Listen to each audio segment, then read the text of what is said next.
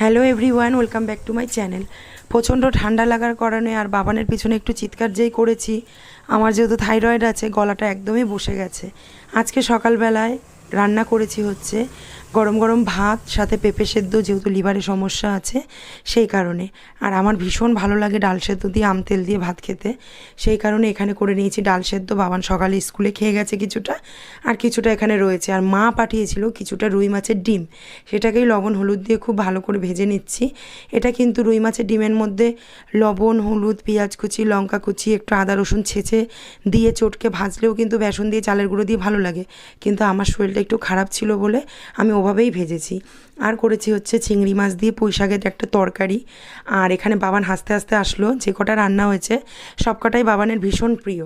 আর এখানে করেছি আলু, ঝিঙে, পটল সমস্ত কিছু দিয়ে, ডাঁটা দিয়ে, চিংড়ি মাছ দিয়ে খুব সুন্দর একটা তরকারি। এই তরকারিটা যেমনই শরীরের পক্ষে ভালো খাওয়া, একদম হালকা একটা ঝোল, গরমের একদম উপাদেয় খাওয়া।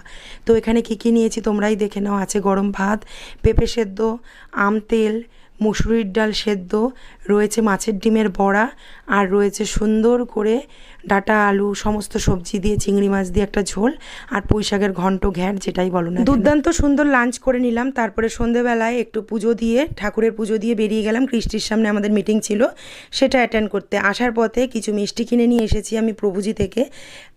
প্রভুজির মিষ্টির দোকান বা সব যেটাই বলো না কেন, আমাদের নিউ ব্যারাকপুরে নাকি অনেকগুলো দিনই হয়েছে, কিন্তু আমার সেরকম একটা বেরোনো হয় না বলে সেটাকে জানা হয়নি। এখান থেকে এনেছিলাম 2 প্যাকেট এলাইচি শনপাপড়ি, যেটা অত্যন্ত প্রিয় আমাদের প্রত্যেকের।